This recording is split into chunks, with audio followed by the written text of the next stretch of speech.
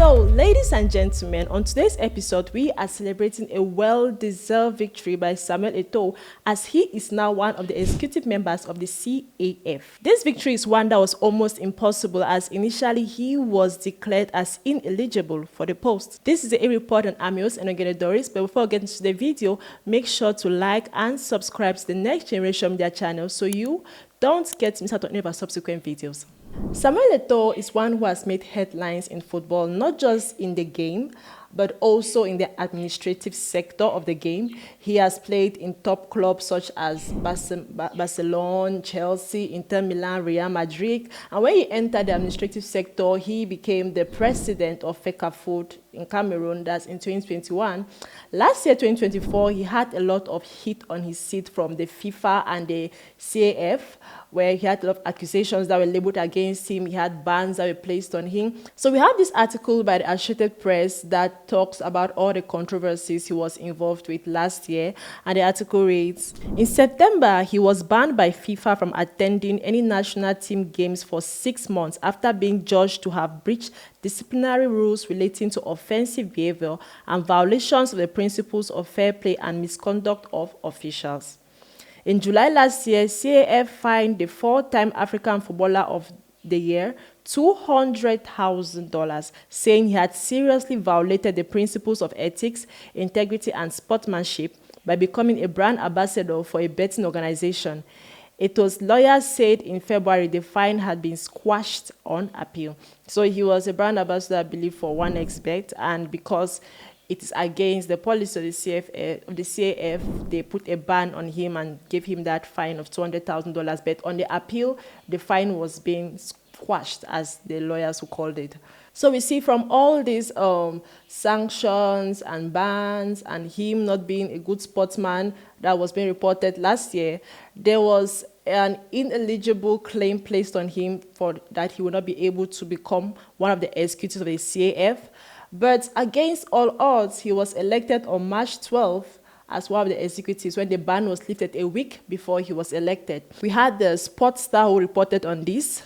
They said the 44-year-old became eligible only last week after the Court of Arbitration for Sports, that's the CAS, overturned a CAF ban on the ex-Barcelona, Inter Milan, and Chelsea forward. His elevation to the executive of the African governing body came at a CAF Extraordinary General Assembly. I really wonder why they call it the Extraordinary General Assembly. Why not just Assembly or General Assembly? Anyway, let's move on. An annual meeting of top football officials in the continent. Cameroon Football Confederation FECAFOOT President Eto'o now joins the supreme decision-making body in Africa. So, going down, they said the CAF ban on Eto'o came last year after the 3-time Champions League winner was found guilty by the Cairo-based organization of an ethics breach. Wait, they said 3 times Champions League winner. I thought it was 4 times Champions League winner. Please, I'd like to know down in the comments. I thought from my own knowledge, I know it's 4 times Champions League winner, but hearing it's 3 times. I don't know, is it 3 or 4 times Champions League winner? I know there are football fans here. I watch football, but not so much, guys. I just really follow my country's football and a few teams here and there. But I just believe Eto'o had 4 times Champions League winner to his name, and I knew it was 3. I want to know what you think below. So it says, last July, CAF said the Cameroonian had seriously violated the principles of ethics, integrity, and sportsmanship by becoming a brand ambassador for the betting organization. We've talked about that. Further goes to say he was caught on video assaulting a football supporter outside a stadium after a match at the 2022 World Cup in Qatar. He later apologized, saying, I would like to apologize for losing my temper and reacting in a way that does not match my personality. It was an unfortunate incident. Now, I watched the video concerning this particular assault, the assault he had with the blogger. I believe the blogger is an Algerian. He gave the guy a dirty kick in the jaw.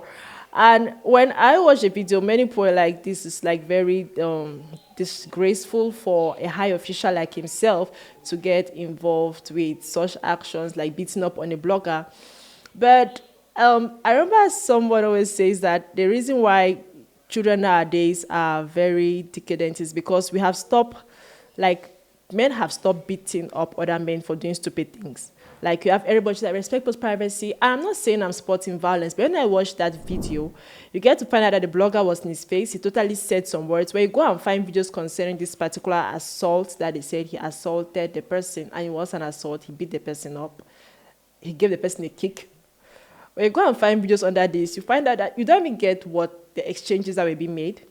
Because obviously, you cannot just say Eto'o is a sane person like him who just suddenly want to beat an Algerian, just walking by, just sitting and beat the Algerian. There's certainly provocating words said, but definitely because of his standing and his political presence, that means of political presence, but his standing with the FECAFOOT and all the officials, his elite nature, he had to have some kind of restraint. You know, whenever you're somebody high up, people look up to you to be this person that, no, you don't get angry, you don't have a temper, you have to always be cool. If somebody insults you, take the stride. But I think he's built different. And the fact he was able to come and apologize was good. But on my own rapport, honestly, that reporter somehow had it coming. Like, because we saw when he started getting, like, upset with the reporter's press or whatever the reporter said, because you don't really get what they say. Many people just put like a sound over the video. When he started getting upset and he was approaching the reporter kept, like the blogger kept bringing the camera to his face, like he was there talking. And even when they tried restraining him, the blogger turned the camera, speaking, like just, I'm sure he was like, look at what this person is doing, harassing and all of that. I don't know what he was saying in the video, okay, but I believe the camera was later broken. I don't know if the footage was ever finally released. But yeah, I really think that in that case, the way the media put it, like he assaulted, he beat the person up, like the way they say it is not really the way it happened. Somebody was provoked and they kept on taunting him. People tried to restrain him. The blogger kept on pushing it. He definitely should not have gone to the point of being physical. But the blogger later coming on and making a video of showing his bruises and how he was attacked, his camera was spoiled. When you stayed in the environment to get attacked, like, it's just insane to me. Like, you called for it. He was looking for the attention, got the attention in a way he never thought he was going to get it. Because I can imagine if it was Francis Gano in that situation. That man wouldn't have stood there with that camera in his face. I think people sometimes just underlook people because of maybe their elite nature. They will not react in a particular way because they are protecting their image, and rightly so, but we should not also give us an excuse to somehow maybe bring this kind of aggressive nature or intimidating nature towards elite people. So the article continues saying, last year he was banned by FIFA from attending all Cameroon men's and women's national team matches for 6 months after an incident at the Women's Under-20 World Cup in Colombia. The world body found Eto'o guilty of offensive behavior, violation of principles of fair play, and misconduct of players and officials. When Belgian Marc Brice was appointed national coach of the Cameroon men's team last year, he clashed regularly with Eto'o. So we get to find out that there was a lot of controversy that he got involved with last year, going right back to 2022 from the assault with the FIFA. Then now he has a problem with FIFA, he has a problem with CAF. He has really been having a lot of controversies surrounding him. But whenever I came to the case of maybe the time that they put a sanction on him for $200,000, when they appealed it, it was quashed. Later on, they told him he was not eligible to go for the post of an executive member. And when they did the appeal and they checked, and the CAF themselves cross-checked, they found out that there's not actually a valid reason to prevent this person from becoming an executive member. So we tend to find a situation of a lot of controversies. Definitely when you're an elite, when you're somebody that people look up to, like Eto'o, I believe every Cameroonian really looks up to him as somebody that has made a name and is taking the name of Cameroon far. So there's a lot of expectations on how he's supposed to behave. Whenever anything happens, they are going to somehow judge everything he does. But at the end of the day, it is not responsive to his character and his eligibility, because we find out that despite all the controversy, despite all the accusations and everything, when push comes to shove, he is still seen as a person who can handle business. And that is Eto'o for you. That is Samuel Eto'o for you. He has been handling business since he was a player. Now an administrative, he's still handling business. And there'll be more things to come. There are going to be more controversies. Whenever there's a case of power, there are always controversies. But the thing I think we can agree is the fact that he is good at handling his job. He's good at doing what he's tasked with. So yeah, I think him finding this place now in the executive membership of the CAF is going to be such a good thing for Cameroon and he himself. So to conclude on this particular topic of Eto'o finally becoming an executive member, I'll first say I'm so happy. When I heard about it, I was just overjoyed. I'm not really somebody that watches a lot of football. I do on my own time. But when I've always followed the story of Eto'o, just right from childhood and watching him play, that was I think, the player I knew. I never knew so many players. I think right now we know Abubakar and the other five Collins, and they are very good players as well. But growing up, that was a player I knew, like the only player I knew, because he was making headlines. He was making the people of Cameroon very happy.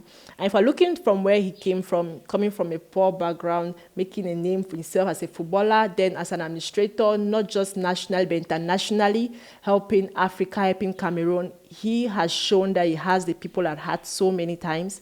And we cannot take away the fact that he has his negative sides to, maybe temperamental wise, and maybe people, he was not really subject to authority the way people expect him to.